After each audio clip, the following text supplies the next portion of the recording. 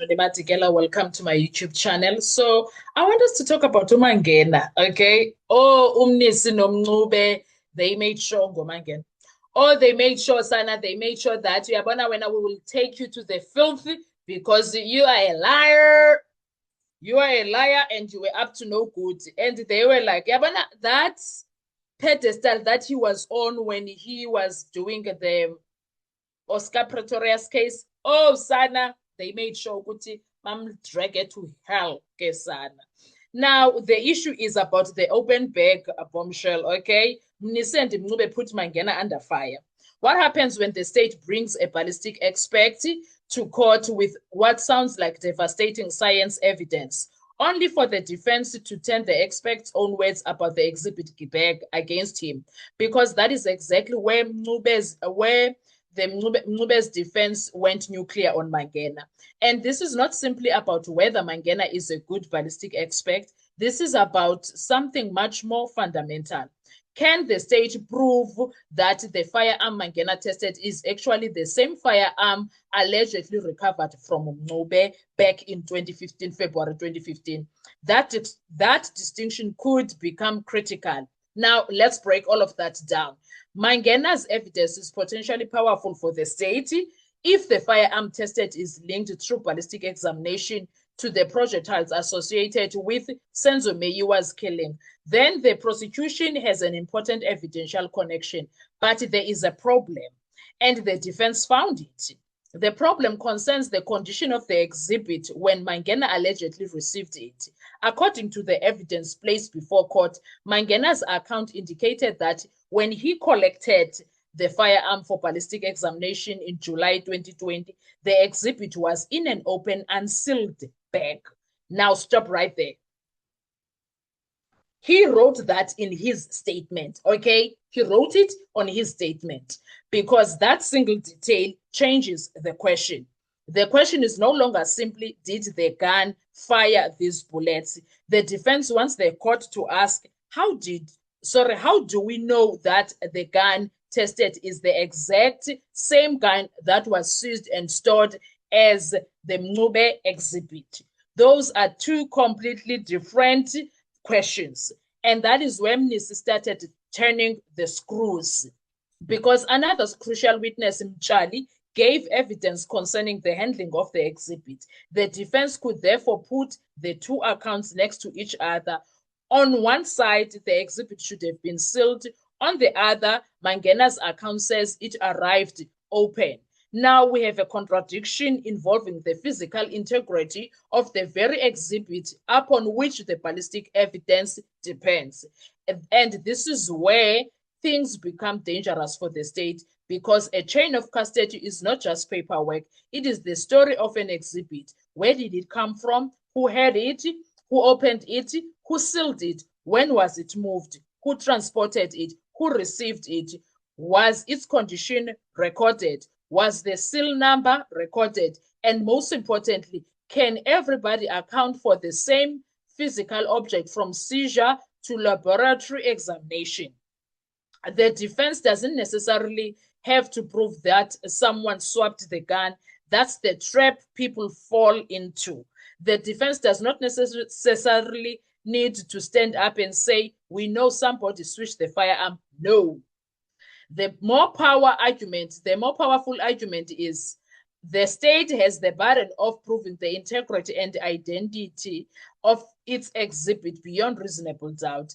If the state's own witness create uncertainty about that chain, the court must confront that uncertainty. That's a completely different argument altogether. And it's much more difficult to dismiss. Now think about the firearm itself. The serial number issue has already made identification more complicated. The state therefore relies on other markings and laboratory identifiers to establish the firearm identity. Fine. But then the defense asks, when were those markings placed on the firearm? Who placed them there?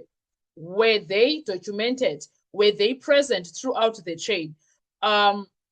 can they conclusively establish continuity? Because scientific testing cannot magically repair an evidential gap that occurred before the scientist received the exhibit. That is the distinction. Mangena can be completely honest. Mangena can perform his test correctly. Mangena can reach a scientific sound conclusion, and yet the defense can still attack the state's case by saying you haven't adequately established the provenance of the object that he tested. That is devastatingly different from calling Mangena incompetent. In fact, the defense doesn't need Mangena to be incompetent. They need him to acknowledge the limitations of what he personally knows. Mangena knows what he received. Mangena knows what he examined. Mangena knows what his ballistic comparison showed. But does Mangena personally know everything that happened to that firearm before it reached him? That's the pressure point. And this is why the open bag issue matters so much. So, because if the exhibit was supposed to arrive sealed, but Mangena's evidence or statement describes an open bag, the court naturally has to ask what happened between those 2 points. Where was the seal? Who opened it? Why? Was it authorized? Was it documented? Who was responsible? And if nobody can give a satisfactory answer, why should the court simply assume that the exhibit remained untouched? That's the nuclear question. And notice what Mnisi and Mnube's defense are doing strategically. They are separating scientific reliability from exhibit reliability. The state can say, look at the science. The defense says, before you look at the science, tell us exactly what object was tested. That's a completely different battlefield. And if you think about the criminal standard, the distinction becomes even more important. The state doesn't merely have to establish that some firearm could have fired the recovered bullets. It has to establish its case against the accused beyond reasonable doubt. So the evidential chain becomes something like this. Mnube allegedly possessed a firearm. The firearm was seized. The firearm entered police custody. The firearm was stored. The firearm moved through the exhibit system. The firearm was sent for ballistic examination. The firearm received by Mangena was the same firearm. Mangena tested it. The ballistic characteristics link it to the relevant ammunition. And then the state still has to connect that firearm to the accused and ultimately to the murder. Every link matters. Break one link and the state doesn't automatically lose, but weaken enough links and reasonable doubt can begin to emerge. And that is why the defense's attack on Mangena should not be reduced to they caught the ballistic mistake they caught the ballistic expert in a mistake. No, that is not the issue. The more sophisticated reading is they were trying to force the state to prove the identity and integrity of its physical exhibit instead of allowing the court to assume it. That is what Mncube noMnisi did there. And that is where this becomes a serious evidential problem, because the state wants the court to travel from Mncube, firearm, ballistic examination, bullets, murder. The defense wants the court to stop at the firearm and ask, hold on, before we travel any further, are we absolutely sure this is the same firearm? That is the question that needs to be asked. And the open bag evidence is the doorway through which the defense walks into that question. But let's be fair. An open or improperly sealed exhibit does not automatically prove a firearm swap. That would be an overstatement, right? It doesn't automatically invalidate Mangena's ballistic methodology either. The real issue is whether the irregularity, contradiction, or missing documentation creates a reasonable doubt about the identity and the integrity of the exhibit. That's the legal significance. So Mangena can't come here and write a statement and say, actually, it was an open bag, and then expect everybody to accept it. And this is where Mangena becomes particularly vulnerable. When he's talking about ballistic comparison, he's on familiar ground. When he's being questioned about seals, exhibit bags, collection procedures, custody documentation, and what happened to the firearm there before and after his possession, the defense is moving him outside the comfort zone of pure ballistic, because the question isn't, can you compare the firearm? It's, can you personally account for the entire chain of custody? And the answer to that may be much more limited. That is why the cross-examination matters, because Mncube's defense isn't necessarily trying to destroy the science.